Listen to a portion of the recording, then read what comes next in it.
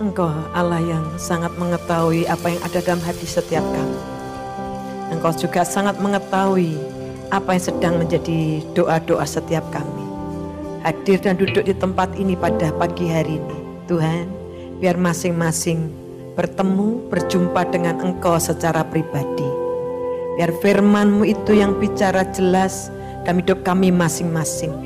Kerinduan kami hidup semakin bertumbuh dan serupa dengan Kristus sendiri. Berkati urapi kebenaran firman-Mu, karena firman-Mu tidak akan pernah kembali dengan sia-sia. Firman-Mu akan mengerjakan sesuai apa yang Kau kehendaki. Makasih kami berikan konsentrasi yang terbaik, kami memberikan pemikiran yang terbaik, hati kami terbuka, pikiran kami terbuka terhadap firman Tuhan. Bekerjalah tengah-tengah kami ya Allah Roh Kudus. Terima kasih, kami siap mendengar firman Tuhan. Kami sambut firman-Mu di dalam nama Tuhan Yesus Kristus. Amin, amin. Selamat siang, silakan Bapak Ibu duduk.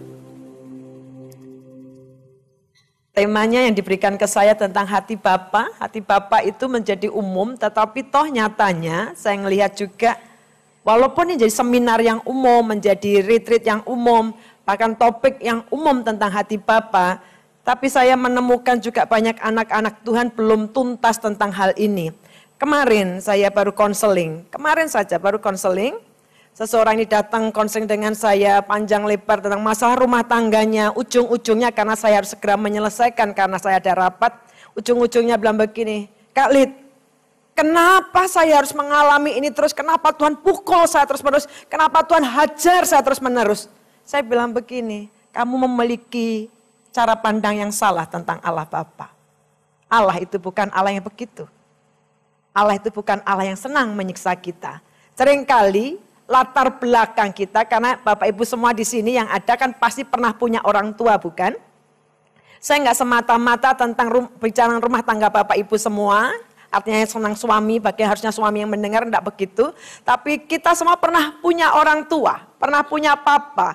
Kalau itu tidak selesai, artinya tidak beres dari kehidupan kita, dan kita akan memiliki gambaran yang salah tentang seorang papa, sehingga tidak bisa memandang dengan baik Allah Bapa. Sementara yang sering kita kupas tentang Allah Anak dan Allah Roh Kudus. Allah Bapa, tentang hati Bapa banyak dikupas, tapi tetap saja orang-orang Kristen mengalami kendala tentang hal ini. Saya akan tunjukkan satu tokoh, pasti tahu nama tokoh ini, John Lennon.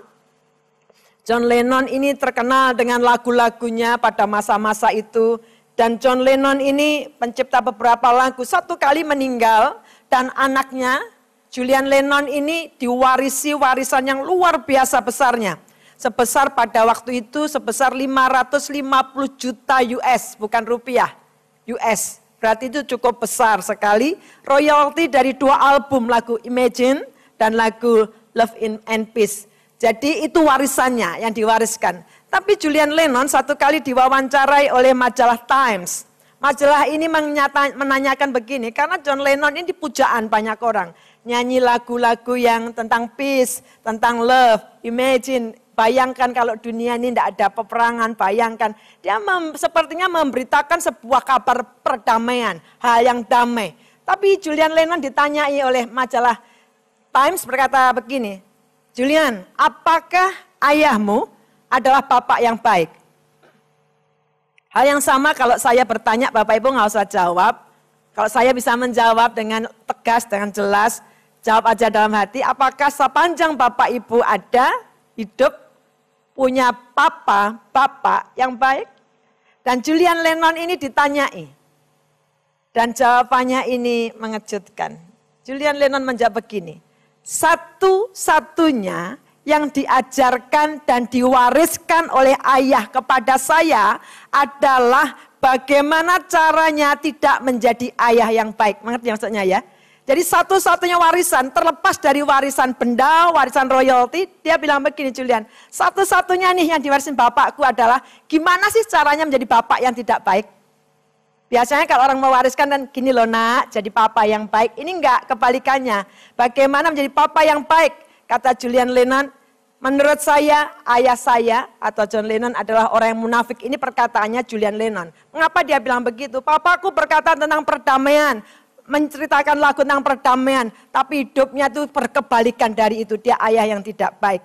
Bapak Ibu, Saya harus bilang Bapak Ibu ya karena ada bapaknya. Survei menunjukkan, dikatakan begini, dari Dr. Loren Mosen dari National Institute of Mental Health, dia meneliti faktor yang lebih kuat yang menyebabkan anak-anak di bawah umur melanggar hukum.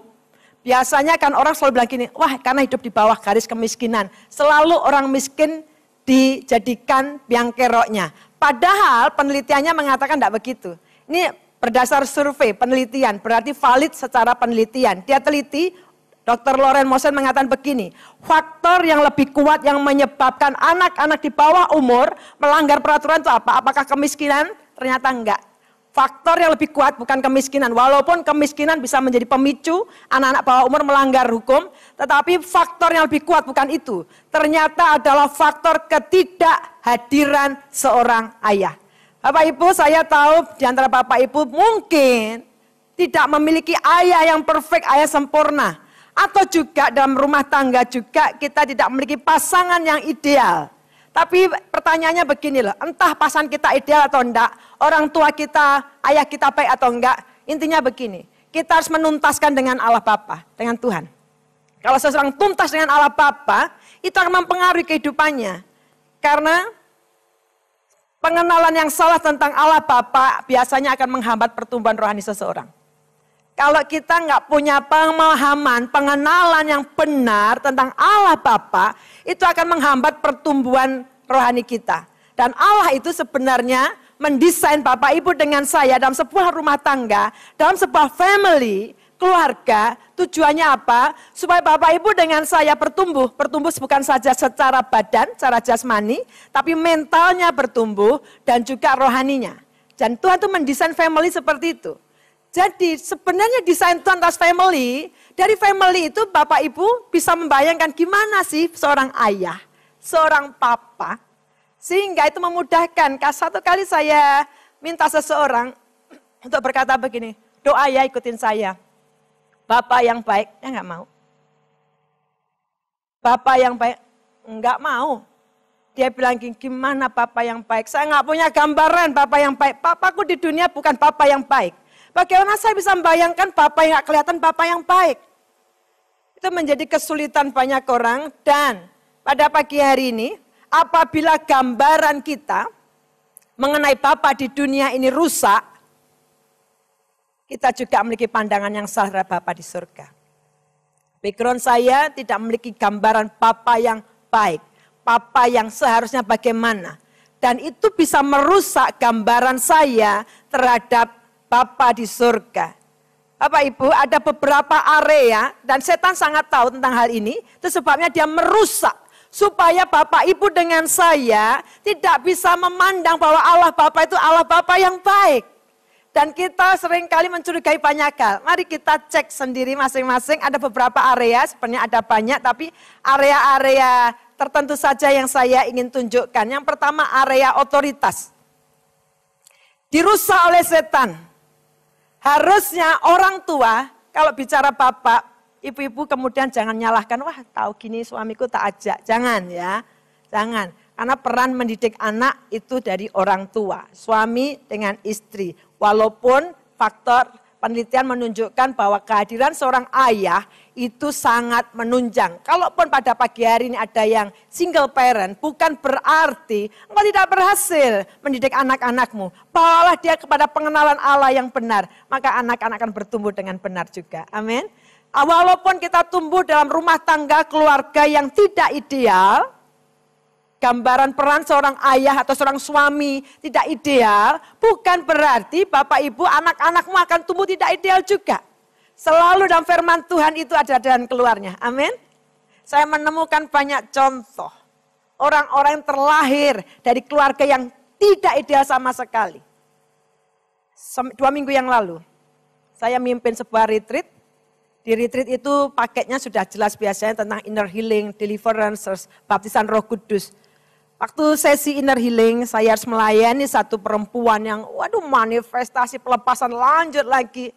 Singkat kata saja dari checklistnya saya lihat, kemudian saya ajak konseling. Karena kalau dia manifestasi, nggak akan selesai-selesai, saya lelah, dia lelah. Karena dibanting-banting oleh setan, jadi kepalanya dibentur-benturkan di lantai. Jadi itulah setan. Setan itu perusak, pembunuh, pembinasa. Tapi Allah enggak. Dan setan ingin memberikan image yang jelek tentang Allah Bapa. Dia rusak. Dan anak ini saya konseling, singkat kata saja salah satu faktor yang membuat dia pecah jiwanya adalah begini. Sejak kecil. Bukan sejak remaja, sejak kecil berarti masih usia balita. Dia mengalami pelecehan seksual oleh bapaknya sendiri. Jadi saya langsung bisa membayangkan nih anak jiwanya pecahnya kayak apa nih. Dia nggak bisa menggambarkan Allah itu baik. Dari kecil dia mengalami seksual abuse, pelecehan seksual oleh bapaknya sendiri, bukan oleh orang lain. Bapaknya sendiri. Saya yakin banyak orang-orang Kristen juga mengalami hal seperti itu. Nah, area otoritas. Nah, Bapak Ibu, ini area yang dirusak oleh setan yang pertama. Yaitu kita menemukan, ini saya ajak flashback ya. Kalau bapak saya tadi kan minggu depan ada merayakan hari ibu, bawa, kalau enggak ada mamanya bawa fotonya. Saya tadi bisik-bisik, mamaku udah di surga, fotonya tak bawa kayak apa ya. Mungkin papa sudah enggak ada. Tetapi image atau bayangan atau kisah yang kelabu itu enggak bisa hilang. Kecuali kita selesaikan dengan Tuhan. Orang tua kita bisa jadi sudah meninggal, tapi kisah atau memori, Bapak Ibu, memori kita nggak bisa dihapus. Kalau saya suruh ceritakan semua detail tentang apa yang dilakukan ayah saya bisa. Tetapi kejadiannya sudah berbeda ketika hati sudah ngampuni. Tapi kalau hati belum pulih, hati belum ngampuni, kita ini akan nuntut orang lain. Contoh ya, kalau anak lahir dari keluarga yang papanya tidak sayang, papanya tidak mengasihi, dia akan cari kasih sayang pada orang lain. Ada ibu-ibu yang menikah karena ingin mengharapkan kasih sayang dari suaminya. Ketemu suaminya suami yang sibuk, nggak sayang, suami nggak romantis, dia nuntut pertengkaran terjadi. Itu yang saya dapati. Rumah tangga yang bermula dari karena kita tidak tuntas dalam kasih Bapa. Kalau kita tuntas dengan kasih Bapa, penuh dengan kasih, kita bukan lagi take, tapi give. Kita akan mengalirkan. Amin. Sehingga pasangan dan anak kita bisa ngerasakan karena kita limpah. Kalau bejana itu limpah dengan kasih, nggak sanggup nampung, kita nggak perlu lagi, tapi kita nyalurkan. Harusnya dalam rumah tangga kayak begitu. Tapi seringkali yang saya menemukan adalah hati-hati para manusia, para orang-orang anak Tuhan yang alami banyak luka. Dan ini yang dirusak oleh setan, yang pertama area otoritas. Seharusnya papa atau orang tua, ibu-ibu nggak luput dari hal ini juga. Seringkali otoritas, Bapak Ibu, otoritas itu di backup oleh Tuhan. Kita sebagai orang tua di backup karena otoritas, di backup oleh Tuhan. Jadi benar kata firman Tuhan, hormatilah ayah dan ibumu supaya baik keadaanmu dan panjang umurmu. Walaupun orang tua kita entah kurang baik atau jahat, itu di backup oleh firman Tuhan. Otoritas, ada kita ketemu orang tua yang terlalu otoriter. Seperti orang tua yang kepahitan. Kelihatan salah sedikit anaknya, itu bukan mendidik tapi membabi buta menghajar. Saya berdoa supaya saya sharing begini, Allah Roh Kudus mengingatkan semua peristiwa yang Bapak Ibu mungkin sudah simpan baik-baik, tapi kemudian belum selesai. Saya berdoa supaya Roh Kudus mengingatkan semua. Kalau itu belum selesai, mari kita selesaikan bersama-sama. Amin. Supaya pertumbuhan rohani kita semakin efektif, bertumbuh semakin serupa dengan Kristus. Bapak yang otoriter. Dikit-dikit pukul, dikit-dikit hajar, dikit-dikit jadi sangat otoriter. Sehingga bayangan anak ini bertumbuh dalam satu buah keluarga, ayah itu kejam. Bapak itu kejam. Dan ini akan mempengaruhi pertumbuhan dia dalam memandang Allah Bapa. Dia akan memandang Allah Bapa itu adalah Allah yang kejam. Tidak ada belas kasih. Nggak boleh salah dikit. Kalau melenceng dikit pasti kena gebuk. Itu pandangan banyak orang-orang Kristen juga tentang Allah. Kemudian area yang kedua. Apa yang dirusak oleh setan yaitu area kepercayaan. Siapa yang di sini nggak usah angkat tangan ya. Siapa yang di sini sering ingkar janji kepada anak-anaknya? Nggak usah angkat tangan ya. Kadang-kadang kita anggap remeh. Alah, anak kecil tahu apa? Jangan salah. Bapak Ibu duduk di sini mungkin juga pernah diberi janji sama orang tua. dan kemudian tidak ditepati dan itu dipendam lama sehingga kita menjadi kepahitan. Ada, walah mak janji gitu aja loh kok diingat-ingat. Jangan lupa, anak itu memegang janji dan perkataan. Bagi anak, perkataan janji itu adalah janji. Kita bertumbuh bisa jadi dengan orang tua yang gampang mengobrol janji dan tidak ditepati. Sehingga akan tumbuh. Bapak Ibu cek ya, kalau Bapak Ibu menjadi pribadi yang susah atau sulit percaya sama janji Tuhan, bisa jadi kemungkinannya, tidak selalu, kemungkinannya kita tumbuh kebiasaan diingkari janji oleh orang. Atau diingkari janji oleh orang tua. Orang tua janji nggak ditepati. Di bawah alam bawah sadarnya itu mulai muncul sistemnya. Oh janji tok paling ini nggak ditepati. Nanti kita ketemu teman baik, sumpah. Alam bawah sadarnya mulai sistemnya sudah jalan. Diingkari, janji tok. Sehingga membuat kita tumbuh, baca firman Tuhan, janji Tuhan, kita nggak terlalu percaya. Masa iya sih Tuhan? Masa iya sih? Kalau Bapak Ibu mengalami kesulitan untuk percaya kepada janji Tuhan, jangan-jangan kita punya latar belakang seperti itu. Gampang diingkari janji. Atau kita sendiri gampang ingkari janji. Sementara firman Tuhan berkata, aku bukan manusia. Allah jangan disamain dengan manusia. Manusia bisa ingkar. Bapak kita bisa ingkar. Tapi Allah bukan manusia sehingga harus berdusta. Itu kata firman Tuhan. Amin. Amin. Yang bilang susah aminnya jangan-jangan gampang diingkari janji. Janjinya diberi janji-janji gak pernah dapatkan janji itu sehingga benar enggak sih Tuhan, janji mana buktinya kok aku setiap kali ini enggak pernah aku mendapat penggenapannya. Bapak Ibu saya beritahu, Bapa kita, Allah Bapa kita bukan Allah pendusta. Tapi Allah yang berjanji dan dia menepati. Amin. Memang mungkin proses, jadi Bapak Ibu semua menghadapi sebuah proses, ketika dapat janji Tuhan, kita mungkin enggak langsung dapat. Dan itu diproses. Prosesnya ada begini, kamu percaya enggak? Lihatlah prosesnya Tuhan terhadap orang Israel. Dibawa keluar dari Mesir, masuk padang gurun. Tuhan kan berjanji, aku akan bawa nih kamu ke tanah penuh limpah susu dan madu. Tapi inland between itu, tanah di antara itu padang gurun. Itu selalu masa ujian. Bapak Ibu dengan saya juga diuji. Kalau biasa diingkari manusia, Tuhan ingin mengikis sistem-sistem yang sudah ada. Allah paling Tuhan janji, paling mak gitu tok. Dan Tuhan ingin mengikisnya. Supaya Tuhan menemukan setiap kita menjadi orang yang mudah percaya kepada janji Tuhan. Dan tidak meragukan. Itu proses Tuhan. Kalau Bapak Ibu masih sulit, jangan-jangan prosesnya harus jalan terus. Nah ini dibawa ke padang gurun, ketemu air, tapi pahit. Ngamuk orang Israel. Kok pahit sih Tuhan? Tuhan suruh Musa, lempar kayu. Dilempar, manis. Minum, mujizat kan? Betul? Dibawa lagi jalan padang gurun. Enggak ada air kali ini. Prosesnya bertahap. Ada air, tapi pahit. Kemudian enggak ada air. Bapak Ibu dengan saya juga begitu. Tuhan cuma bilang gini, umatku ini percaya enggak sih sama janjiku? Bahwa aku ini Allah pembuat keajaiban.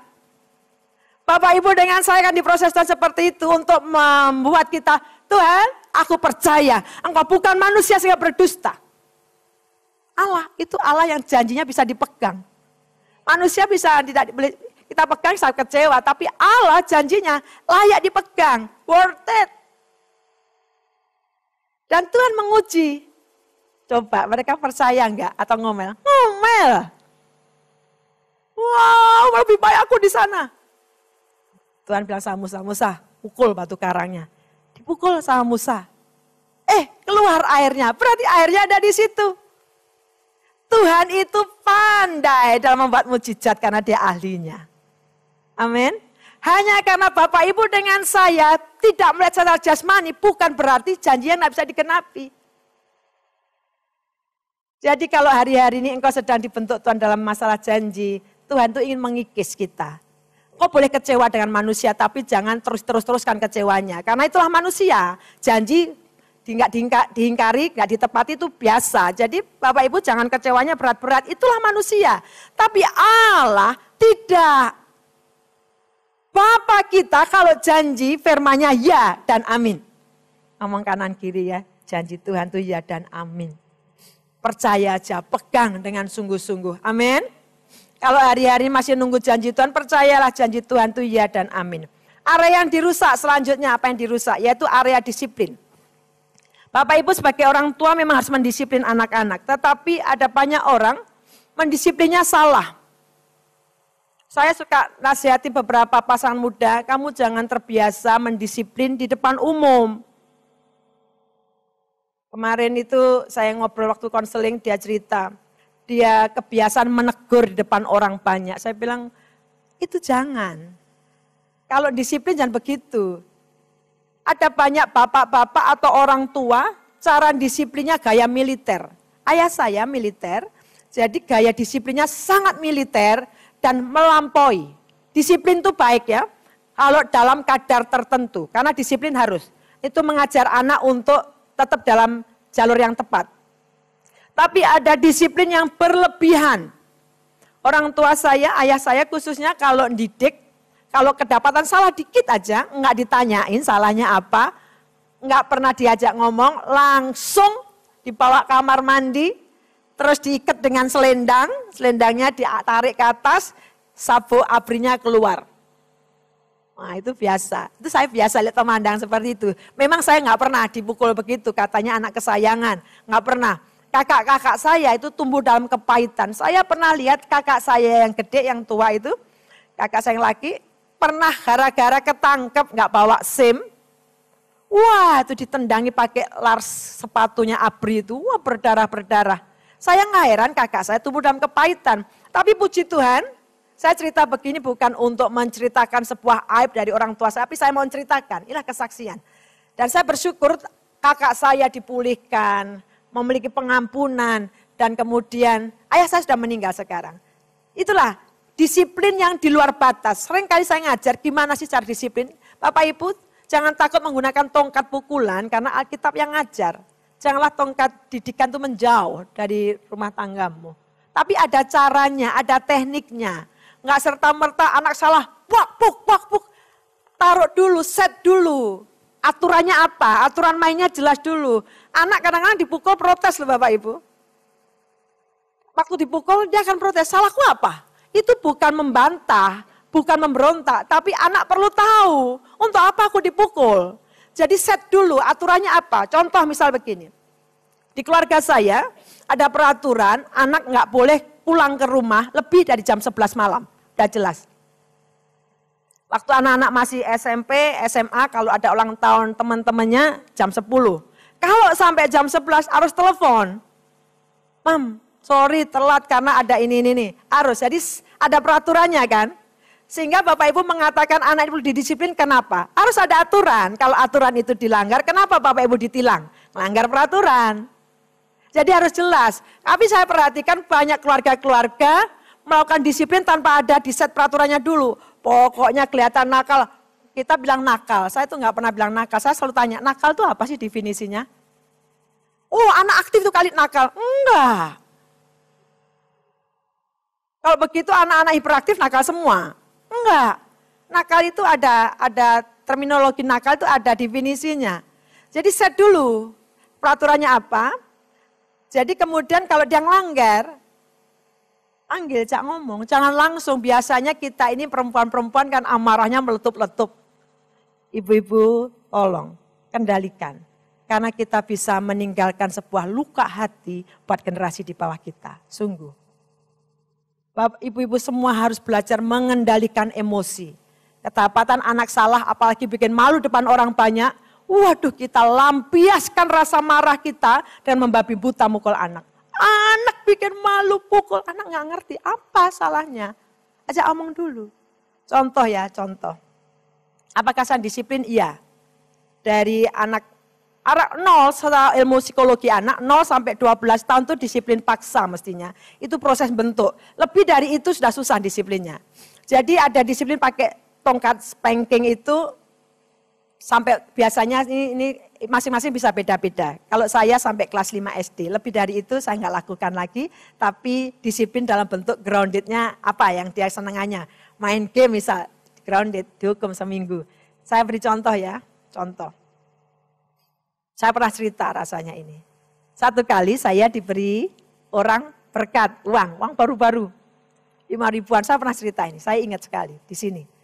Saya masukin dompet dengan dompetnya, uangnya 5.000-an, tebel, baru-baru. Setiap minggu saya kasih anak-anak uang baru untuk kasih persembahan, karena senang kasih persembahan. Kalau kasih persembahan dilipat-lipat, kasihannya menghitung bukanya, ya susah sekali. Uang baru. Nah singkat kata, satu hari uang itu hilang hampir separuh lebih. Kemana ini uang? Pikiran saya nomor satu ke pembantu. Pembantu itu oknum yang gak bisa bela diri. Wah ini pembantuku nyolong nih. Pasti nih pembantu uang sekian banyak hilang. Pasti pembantu. Tapi saya tahan diri. Nah doa kami di keluarga itu doa Hosea, doa Tuhan kepung anak-anak dengan pagar tembok berduri kepung mereka. Sehingga mereka tidak melakukan dosa. Kalau mereka jatuh dalam dosa, izinkan kami orang tua memergoki atau orang lain memergoki. Sehingga dia tidak jatuh dalam dosa yang lebih dalam lagi. Itu doa kami. Setiap hari anak-anak tahu ini. Di maminya doain dikelilingi pagar tembok berduri. Satu kali cari hilang. Saya mau nuduh pembantu nggak ada bukti, dompet anak saya yang gede ketinggalan, nggak biasa-biasa yang ketinggalan. Kok juga saya iseng buka, berjejer tuh uang 5.000-an berderet, ini anak pendeta nyolong. Jadi berderet tuh uangnya, saya diem, waduh dalam hati saya dongkol nih anak dikasih uang saku sudah, dididik untuk jujur sudah, kok nyolong ya. Udah biarin aja tunggu dia pulang, waktu dia pulang, saya dudukin, dia mandi dulu, Rel mandi dulu, makan dulu. Saya tunggu Bapak Ibu, jangan kemudian langsung pulang sekolah, belum taruh langsung tongkat. Kamu ya nyolong ya, jangan gitu. Ini anak pasti kita nggak akan dapat manfaatnya. Kemudian saya selesai dia makan, saya bawa masuk ke kamar. Memang saya selalu mendisiplin Bapak Ibu, kalau disiplin jangan dibiasakan depan umum, jangan. Khususnya yang punya anak-anak kecil. Seringkali kalau anaknya nakal langsung di depan umum, anak itu tahu rasa malu loh. Tanya anak saya, Mami kalau anaknya kayak begitu diapain sama Mami? Kamu udah tahu jawabannya. Saya akan angkat. Kalau anaknya kecil kan kita bisa ngangkat kan? Kalau anaknya gede kita baru nggak bisa angkat. Saya angkat, saya bawa ke toilet. Di situ saya ngomong. Jangan dipermalukan anak-anak. Mungkin Bapak Ibu dulu pernah dipermalukan orang tua, tapi jangan diteruskan itu, stop, berhenti. Jangan lanjutkan luka hati sampai generasi bawahnya. Saya tanya, Ariel, Rel, Mami tadi sorry yang buka dompetmu. Kok ada uang banyak Rel? Dari mana Rel? Padahal saya kan tahu, itu kan uang saya karena nomor serinya udah jelas. Dia jawab apa? Dosa melahirkan dosa. Kalau enggak mau segera ngaku ngelahirin dosa. Ngarang nih anak bilang gini, dikasih sama temanku. Wah dalam hati dongkol, kepingin langsung saya pukul. Tapi kan saya nggak akan dapat manfaatnya. Langsung saya bilang gimana cara? Saya langsung dapat hikmat. Rel, wah temenmu kok baik sekali, Mami mau say thank you. Nggak usah Mam, loh Mami kan ngajari toh kalau di rumah dikasih seseorang say thank you. Mami mau say thank you kok anak Mami ini dikasih uang banyak. Nggak usah ya Mam. Rel, Mami mau ngasih thank you. Siapa namanya? Nggak usah Mam. Wah sudah nadanya mulai kelihatan kan. Kalau orang terkejar kan kayak gitu. Padahal Bapak Ibu bisa langsung pukul kan. Jangan. Izinkan anak mengetahui dulu salahnya apa. Terus kemudian dia melambat. Mami janji ya. Jangan marah ya. Kalau Bapak Ibu bilang ya. Tepati. Saya ngomong ya. Mami enggak marah. Cerita Rel. Sungguh Mami janji. Ya.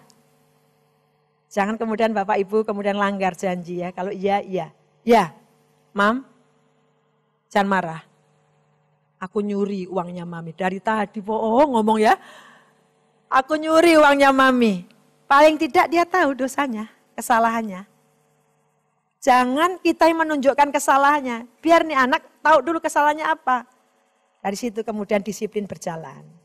Kalau disiplin, saya nggak membabi buta.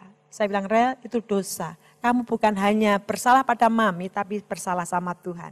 Disiplinnya anak-anak waktu kecil itu selalu saya pangku di paha. Bapak Ibu bisa melakukan teknik lain-lain ya, tapi ini teknik kami.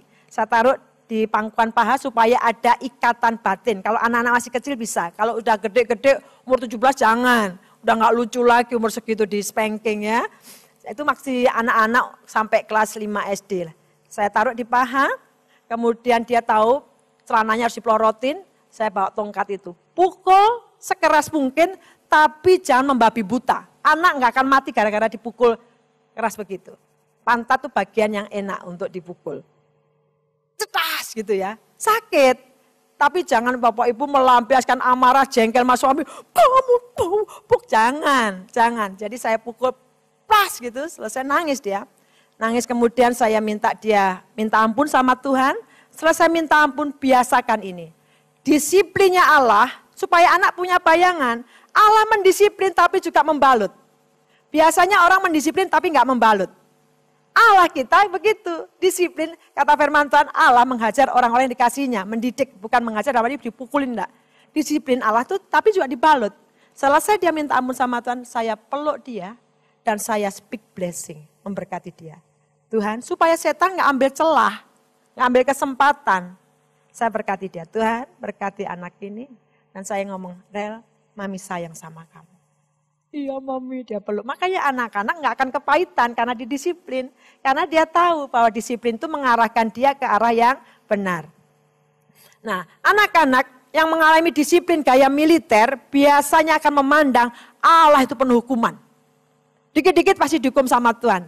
Bayangan tentang Bapa itu jadi rusak. Kemudian yang keempat, area yang dirusak ini area yang terakhir. Ada area yang lain tapi area yang terakhir ini, yaitu Bapa dunia mengasihi dengan syarat. Papa mau sayang sama kamu, kalau kamu begini. Ada syaratnya, ada yang disebut anak piala.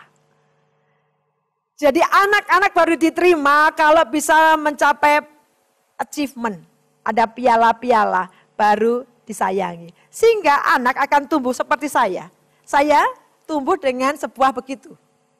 Jadi orang tua saya bangga dengan saya, kenapa? Karena saya bisa mengumpulkan banyak piala dan piagam sejak kecil. Jadi orang tua saya membanggakan saya kemana-mana. Wah, siapa juara umum? Pasti anaknya Pak itu. Jadi saya mengumpulkan piala piagam di rumah dan di sekolah itu sangat banyak. Dan itu terbentuk. Saya akan dikasihi dan diterima kalau ada pencapaian. Sama. Itu membuat kita, figur kita tentang Bapa juga begitu. Aku akan semakin dikasih oleh Allah Bapa kalau aku bisa mencapai ini. Aku akan semakin dikasih Allah Bapa kalau aku bisa melakukan itu. Saya mau beritahu, Allah mengasihi kita bahkan ketika kita masih berdosa. Kadang-kadang kita gagal, tidak bisa mencapai sesuatu. Apakah Allah meninggalkan? Nah, Allah tidak pernah meninggalkan. Allah tidak pernah meninggalkan. Setan yang kemudian berkata, nah kan kamu karena tidak mencapai itu, Allah tinggalin kamu. Saya memberitahu Bapak Ibu, Allah tidak pernah meninggalkan. Itu sebabnya kita berkata, iya Immanuel, Allah beserta dengan kita. Memang sepertinya seolah-olah kita seperti ditinggalkan. Nah, Allah tidak pernah meninggalkan. Sekali-kali dia tidak akan membiarkan kamu dan meninggalkan kamu, kata kitab Ibrani. Jadi gambaran yang salah. Saya mau pada pagi siang hari ini mau menunjukkan tentang sedikit saja tentang gambaran Bapa yang benar. Saya nggak tahu sejarah masing-masing Bapak Ibu, tapi kalau itu tidak terselesaikan, ada luka-luka yang tersimpan, tertutup rapi dan kita tidak mau mengakuinya, satu waktu akan meletus. Saya konseling satu suami istri, pasangan yang mau menikah. Waktu saya konseling, saya menemukan sang suami, sang calon suami ini, tidak punya hubungan yang baik dengan papanya. Saya tanya, gimana papamu? Saya tanya begitu. Dia jawab, Khalid, gak usah dibahas tentang papa. Udah gak usah dibahas, yang lain aja Khalid. Enggak, saya harus bahas. Gimana pun sama papa? Khalid, udah gak usah dibahas, yang lain aja Khalid. Saya bilang, kamu sebentar lagi jadi suami. Kalau hubunganmu dengan papa tidak tuntas, kamu akan melakukan kesalahan yang sama. Kalau kamu bilang, aku gak mau jadi kayak papaku. Kalau kamu sakit hati, kamu justru akan mewarisi apa kejelekan dari papamu. Banyak di sini berkata, aku gak mau jadi kayak papa. Aku gak mau punya suami kayak papaku. Tapi justru dapat suami yang kayak papa kita. Saya layani dia. Enggak kali, enggak, aku sudah melupakan. Melupakan dengan mengampuni beda. Melupakan gak mau diingetin. Kalau diingetin jadi sakit hati. Ada orang-orang cuma menyimpan sakit hati di bawah karpet, tapi ada tetap kotorannya di situ. Nah, kali aku udah melupain. Beda, melupakan dengan ngampuni beda. Melupakan tuh hanya karena kamu nggak ingin mengingat, kalau mengingat akan sakit hati. Kalau mengampuni, kamu melepaskan pengampunan, dan pada waktu teringat kisah itu, kamu nggak ada lagi marah. Dan kamu melihat hikmat ilahi ada lahir dari situ. Dia tetap nggak mengampuni saya, akhirnya tantang yang perempuan. Saya akan kasih prediksi apa yang akan terjadi dalam rumah tanggamu nanti. Saya jelaskan, karena orang-orang yang mengalami masalah, dengan ayahnya dan tidak mau selesai akan ada beberapa prediksi mudah ditebak sih biasanya. Saya bilang ini nih, kamu siap enggak? Saya bersyukur dengan perempuan ini. Dia bilang, Khalid apapun saya tetap menerima dia. Luar biasa. Dan memang terus dibina supaya memang enggak gampang. Tapi harus, itu harus tuntas. Saya akan menunjukkan tentang sedikit saja tentang Bapa. Bapa itu bukan pembohong, Allah Bapa kita bukan pembohong. Allah Bapa kita juga bukan nuntut yang suka menghukum kita salah sedikit, nggak boleh salah sedikit. Karena kita punya bayangan, Allah di dunia itu suka hukum dan kita punya bayangan, oh Bapakku di surga pasti begitu, enggak. Saya mau tunjukkan sedikit saja dari kitab Lukas pasal 15. Tentang kisah anak yang hilang. Saya mau tunjukkan inilah gambaran Allah Bapa. Lukas 15 ayat yang ke-20 dikatakan begini. Maka bangkitlah ia dan pergi kepada bapaknya. Ketika ia masih jauh, ayahnya telah melihatnya, lalu tergeraklah hatinya oleh belas kasihan. Ayahnya itu berlari mendapatkan dia, lalu merangkul dan mencium dia. Ini gambaran sedikit saja tentang Allah Bapa yang ditunjukkan tentang bagian ayat ini. Allah Bapa itu kan lihat loh, Allah nggak nyari. Siapa bilang Allah itu nggak terluka ketika kita jatuh dalam dosa, ketika kita terhilang, ketika kita menjauh dari Tuhan. Allah itu sangat menantikan Bapak Ibu dengan saya datang mendekat padanya. Jangan takut dengan dosa dan ketidaksempurnaan kita. Kita menganggap, oh Allah mau akan menerima kalau aku sudah suci dan sudah sempurna semua. Bapak Ibu nggak akan pernah bisa terjadi. Kita hanya disucikan lewat darah Kristus. Siapapun diri kita pada pagi hari ini, kalau melihat bahwa Tuhan aku sungguh perlu pemulihan, perlu pengampunan. Anak ini berkata begini, lalu bangkit. Pada waktu dia jalan, bapaknya lihat dari jauh. Kita bilang dari jauh dilihatnya. Ketika ia masih jauh, berarti bapaknya ini nunggu-nunggu. Kapan anakku pulang? Hal yang sama. Bapak kita di surga itu senantiasa menanti-nanti saat kita mendekat padanya. Dari jauh ditunggu, waktu dilihatnya, kita berkata, lihat perhatian baik-baik. Waktu ayah telah melihatnya, lihat perhatikan. Dari jauh dia tunggu, dia selalu ingin lihat. Pada waktu muncul satu orang, oh bukan dia, betapa hatinya sedih. Dia tunggu lagi, bukan dia. Pada waktu dia lihat, Bapak ini tidak kaget dengan penampilan anaknya sudah berubah. Yang kata Alkitab sudah makan campur dengan babi. Bisa bayangin baunya? Kata Alkitab ketika dilihat dari jauh, tergeraklah hatinya oleh belas kasihan, itulah hati Bapa. Hati yang selalu tergerak oleh belas kasihan, bukan tergerak oleh amarah. Jangan takut mendekati Allah Bapa. Kita takut karena nanti jangan-jangan Bapa marah kepadaku. Enggak. Bapa di surga bukan seperti Bapa di dunia. Allah yang senantiasa digerakkan oleh belas kasih. Tergeraklah hati oleh belas kasihan. Alkitab berkata bukan anak itu yang berlari tapi siapa? Ayahnya. Bapaknya lari dapetin dia. Lari kan enggak pelan-pelan begini ya. Orang lari walaupun tua dia akan lari. Itu saking senangnya. Saya percaya itulah Allah Bapa kita. Betapa girang dan sukacitanya kalau ada orang datang berbalik padanya. Jangan menjauh, hanya takut. Allah kita bukan seperti orang kejam atau monster yang menghukum. Banyak orang Kristen punya bayangan yang salah tentang Bapa. Bapa yang kejam, Bapa yang suka menghukum, Bapa yang suka menghajar. Nah, dari jauh lari.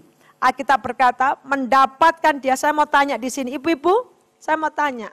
Ada yang mau merangkul orang yang baunya enggak karu-karuan? Ada yang mau? Kita tuh kalau dekat orang yang baunya enggak karu-karuan aja sudah menyingkir kan? Betul? Wah, jangan sampai dekat dengan dia ya, jangan sampai dekat, iya kan? Alkitab berkata, anak ini tidak disuruh mandi dulu, tidak disuruh ganti baju dulu, dengan kondisi yang masih bau, dipeluk pagi hari ini. Mungkin kita terlahir jadi anak, biasanya orang totok itu kan jarang dipeluk ya. Saya punya murid perempuan, awal-awalnya kalau saya peluk tuh risih, enak kali. Dia tumbuh besar, tidak pernah dipeluk oleh papanya.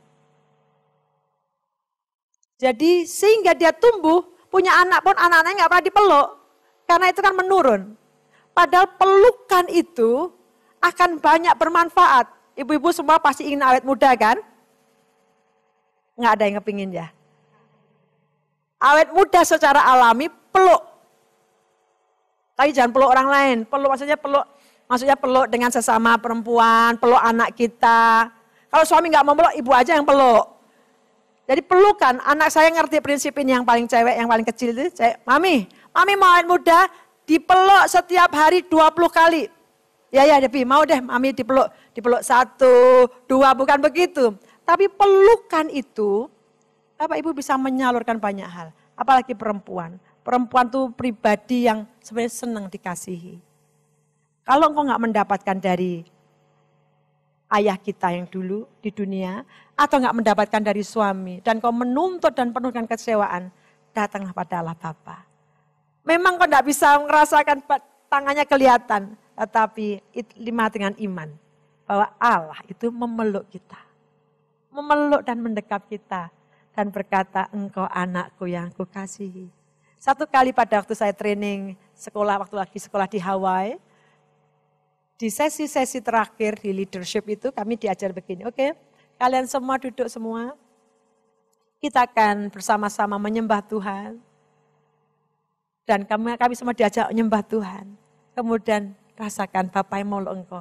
Saat itu saya dapat gambaran tentang Allah yang sedang mengajak menari seorang putri kecil. Dan kemudian saya mendengar suara begini, you are my little princess. Kamu putriku yang kecil dan diajak dansa. Itu membuat saya nangis terseduh-seduh. Kenapa? Saya kepingin kayak begitu dengan papa saya. Kita berkata dirangkul. Pagi hari Bapak Ibu mau menghampiri Allah? Bapak peluk aku. Peluk. Bapak Ibu gak usah malu, mau nangis, mau apa silahkan aja. Bebaskan untuk kita mengalami hadirat Tuhan. Dan yang terakhir saya akan bacakan ayat ini. Alkitab tadi, Bapak itu memeluk kita dan mencium anak itu. Dan lihat sukacitanya. Ini sukacita di surga. Bapak dunia penuh tuntutan, Allah enggak. Alkitab mengatakan begini, bagus sekali. Ayat 23 itulah hati Allah. Ketika anak yang hilang balik, dikatakan begini. Lalu ambillah anak lembu tambun itu, sembelihlah dia dan marilah kita makan dan bersukacita. Wah, Bapak kita itu kayak gitu ya. Kalau kita datang mendekat Bapak itu menanti-nanti saat kita, Tuhan aku perlu. Pulihkan hatiku Tuhan, balut lagi hatiku. Aku mau dipenuhi dengan kasih Bapa, aku mau dipenuhi dengan hati Bapa. Mari kita makan dan bersukacita, betapa luar biasa sukacita Bapa di surga. Ketika ada satu orang datang berbalik pada Tuhan, sukacitanya gak karu-karuan. Diundang semua tetangganya. Sebab anakku telah mati dan menjadi hidup kembali. Ia telah hilang dan didapat kembali. Maka mulailah mereka bersukaria. Ingin mengetahui hati Bapa? Sebenarnya simpel, sederhana saja. Dekatlah kepada Tuhan, datang mendekat. Jangan melihat Bapa kita di surga sebagai Bapa dunia. Yang mudah menipu, yang suka menghukum, yang kejam, yang otoriter. Tidak seperti itu. Bapa yang penuh dengan belas kasih yang memeluk kita semua. Amin. Mari kita datang pada Tuhan dalam doa.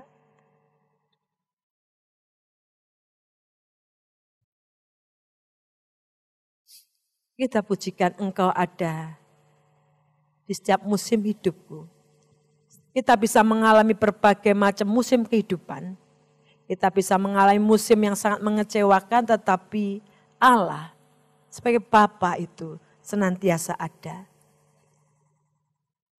Kita bisa melihat, membayangkan Bagaimana hidup kita ingin dibelai oleh Bapa. Walaupun kita sudah lanjut, bukan berarti kita tidak mengharapkan belaian.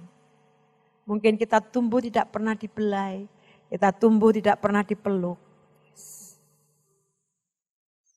Tapi Allah itu, tangannya selalu terbuka. Amin. Dan memeluk kita, datang berlari padanya.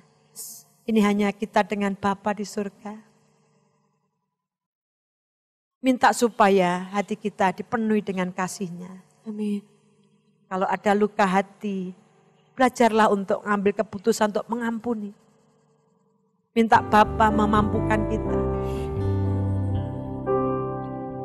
Oh Lord Jesus.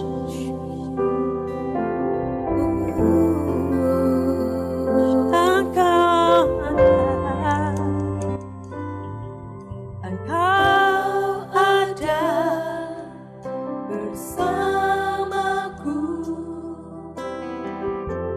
di setiap musim hidupku.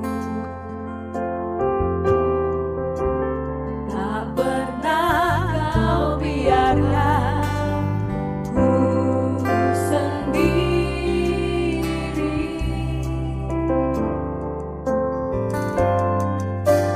Kekuatan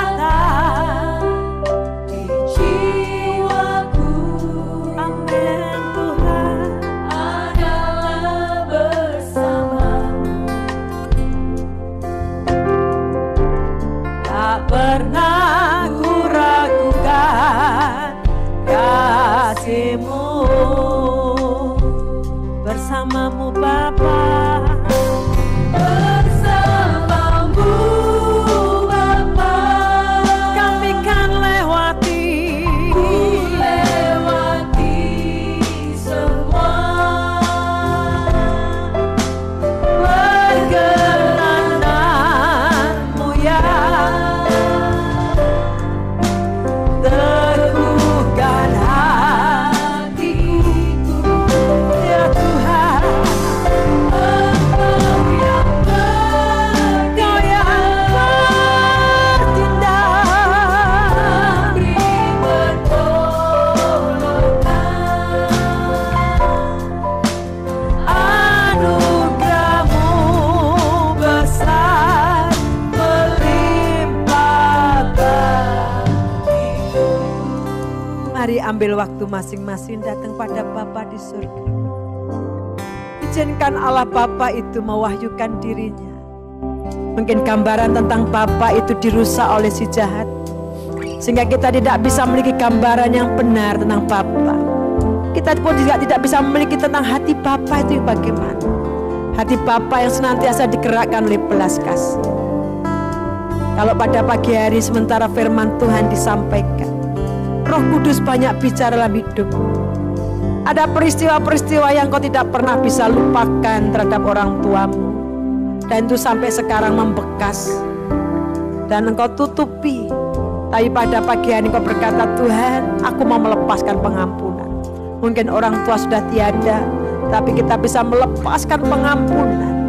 Sehingga hidup kita mengalami pemulihan karena kita bisa melihat bahwa Bapa kita di surga ada Bapa yang limpah dengan kasih. Kalau pada ibu-ibu atau bapak yang ini didoakan tempat ini, bolehkah bisa mengangkat tangan di tempat saja supaya saya tahu? Terima kasih, terima kasih. Bisakah kau berdiri di tempat kau ada saat ini? Izinkan kasih Bapa melimpah pada pagi hari. Biar kasih Allah itu memenuhi hidupmu saat ini. Saya masih menunggu ada beberapa orang lagi yang ingin berdiri. Silakan kau berdiri, yang sudah mengangkat tangan tadi. Silakan kau berdiri. Terima kasih. Sementara Singer terus memujikan lagu ini, berdiri tempat kau ada. Panggil Bapamu yang di surga. Mintalah kasih-Nya itu memenuhi hidupmu, memeluk hidupmu. Saya bisa minta bantuan para pemimpin untuk bisa mendatangi sudah berdiri. Peluklah mereka. Doakan mereka yang sudah datang berdiri. Peluk mereka, hampiri mereka. Bersamamu kami lewati. Jangan ada satupun yang tidak didoakan, minta kalau ada para pemimpin bisa mendatangi. Ada orang-orang yang sudah berdiri, peluk mereka, doakan dia.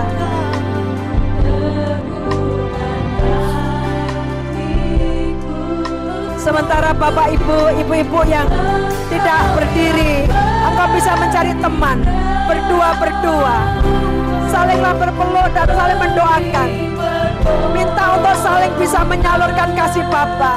Yang kau yang tidak berdiri pada siang hari ini, datangi teman-temanmu, cari teman dua orang, berpeluk dan saling doakan. Minta supaya kasih Bapa itu memenuhi engkau pada pagi hari.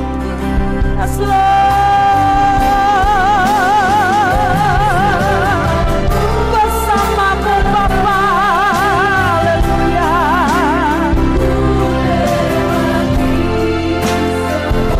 Amin, amin. Perkenananmu ya, haleluya. Teguhkan hatiku.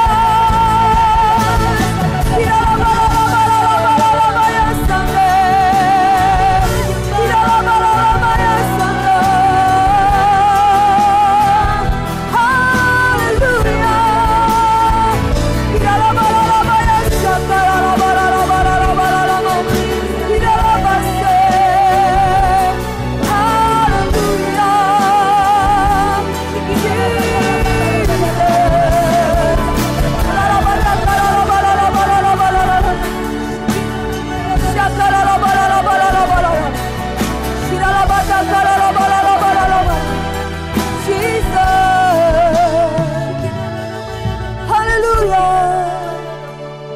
Saya tahu hari ini ada banyak orang yang hadir pagi hari ini, siang hari ini.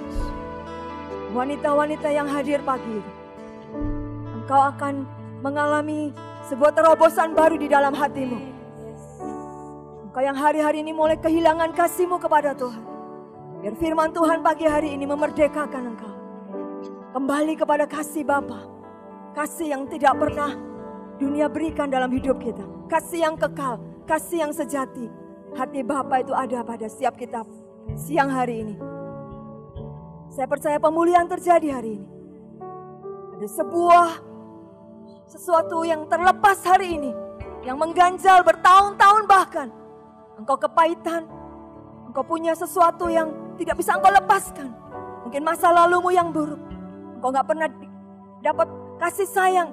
Mungkin dari orang tua. Dari suami mungkin. Biar hari ini Allah Bapa di sorga yang ada di tengah-tengah kita hari ini. Dia akan memulihkan hati kita. Mari kita angkat tangan kita. Pandang Bapamu di sorga. Dia Bapa yang sungguh baik dalam hidup kita. Dia mengasihi kita ketika kita masih dalam keadaan berdosa. Dia mengampuni kita. Dia memulihkan kita. Tidak ada kasih seperti Yesus. Dia Allah yang luar biasa di hidup kita. Mari datang kepada Tuhan dengan hati kita. Berkatalah kepada Tuhan, Tuhan aku mau dipulihkan lebih lagi. Aku mau mengasihi Tuhan lebih lagi. Percayalah ketika engkau dipulihkan hari ini. Engkau akan pulang dengan hati yang baru. Engkau akan berjumpa dengan keluarga, suami, anak-anakmu dengan hati yang baru. Ada sebuah terobosan terjadi dalam hatimu. Engkau bisa mengasihi mereka dengan kasih yang besar yang dari Allah. Sebab Bapamu mengasihimu. Bapamu memulihkanmu. Bapamu mengasihimu. Memberikan kasih yang besar dalam hatimu. Haleluya. Seperti Bapa sayang anaknya, demikianlah engkau mengasihiku. Kau jadikan biji matamu, kau berikan semua yang ada padamu. Dia Bapa yang baik, Dia Bapa yang mengasihimu.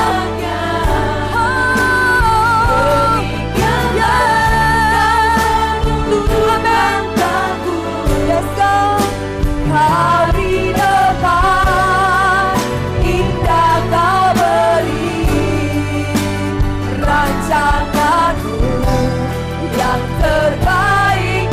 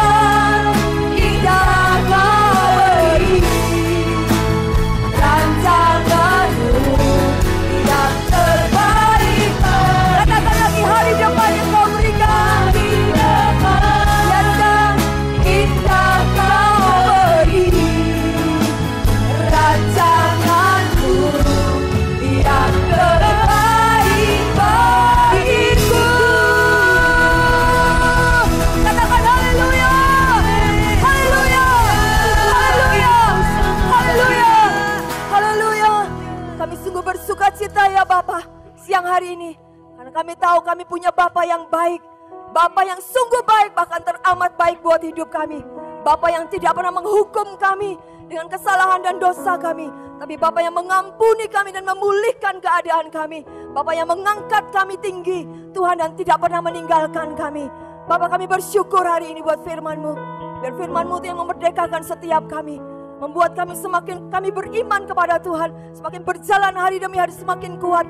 Sebab kami tahu yang menyertai kami adalah Bapa yang baik, yang luar biasa di hidup kami. Terima kasih buat pemulihan yang Kau kerjakan di tengah-tengah kami. Buat hati yang baru yang Kau berikan bagi kami. Untuk kami boleh mengasihi Kau lebih lagi Tuhan. Dan mengasihi siapapun yang ada di hidup kami. Terima kasih Bapa, kami bersyukur hari ini. Biar firman yang kami dengar bukan sekedar pengetahuan saja, tapi biar menjadi impartasi di alam roh kami. Hidup kami diubahkan, hidup kami dipulihkan. Terima kasih Bapa, berkati Ibu Lydia Bapa, di dalam nama Yesus. Berkati hamba-Mu, biar Engkau pakai hamba-Mu ini Tuhan, dimanapun hamba-Mu berada, menjadi berkat buat banyak orang. Lewat pemberitaan firman-Mu, ada banyak orang dibebaskan, dipulihkan Tuhan, dan hidup mereka sungguh-sungguh menjadi berkat buat banyak orang. Terima kasih Bapak, berkati keluarga, suami dan anak-anaknya. Engkau berkati keluarga ini dengan luar biasa. Terima kasih Bapak. Mari jemaat Tuhan, angkat tanganmu. Sekarang pulanglah, bawalah damai sejahtera, sukacita Allah, dan persekutuan dengan Allah Roh Kudus yang senantiasa membawa engkau naik dan tidak pernah turun, membuat engkau semakin hari semakin mengasihi Tuhan. Dan engkau akan dibuatnya sangat berhasil ketika engkau melibatkan Yesus dan engkau mengasihi Tuhan dengan sepenuh hatimu. Engkau akan melihat bahwa Allah membuat segala sesuatu menjadi luar biasa di depanmu. Terima kasih Bapak. Pulang, bawa damai sejahtera dari Tuhan. Hanya di dalam nama Yesus. Mari yang terima berkat Tuhan, katakan amin. Selamat siang, Tuhan Yesus memberkati.